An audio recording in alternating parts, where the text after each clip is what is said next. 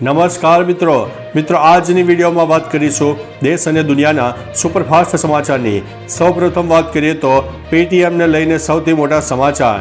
પેટીએમની મૂળ કંપની 197 કમ્યુનિકેશને દેશની સૌથી મોટી bank state bank of India સાથે હાથ મિલાવ્યો છે। પેટીએમનો યુપીઆઈ બિઝનેસ તેની પેટા કંપની પેટીએમ પેમેન્ટ બેંક પર નિર્ભર હતો। રિઝર્વ બેંક ઓફ ઇન્ડિયા દ્વારા પેમેન્ટ બેંક પર બિઝનેસ પ્રતિબંધ લાદવામાં આવ્યા બાદ પેટીએમ પાર્ટનર બેંકની શોધમાં હતી। હવે પેટીએમ એસબીઆઈ સાથે મળીને થર્ડ પાર્ટી એપ પ્રોવાઈડર એટલે કે ટીપીએપી બની શકશે। અન્ય મહત્વના સમાચારની વાત કરીએ તો કેસર કેરીનું આગમન, જાણો તેનો બજાર ભાવ। ગોંડલ માર્કેટ યાર્ડમાં આ વર્ષે પ્રથમવાર કેસર કેરીનું આગમન થયું છે।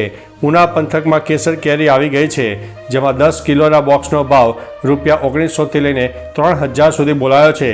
કેસર કેરીની સિઝનનો એક સપ્તાહ મોડો પ્રારંભ થયો છે।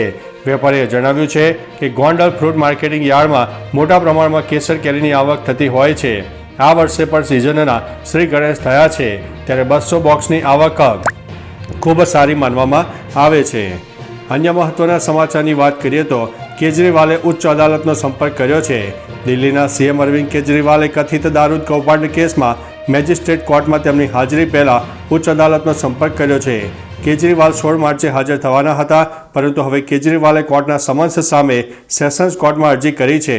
વાસ્તવમાં કેજરીવાલ વિરુદ્ધ મેજિસ્ટ્રેટ કોર્ટમાં ઈડીના સમન્સને અવગણવા બદલ ફરિયાદ દાખલ કરવામાં આવી હતી।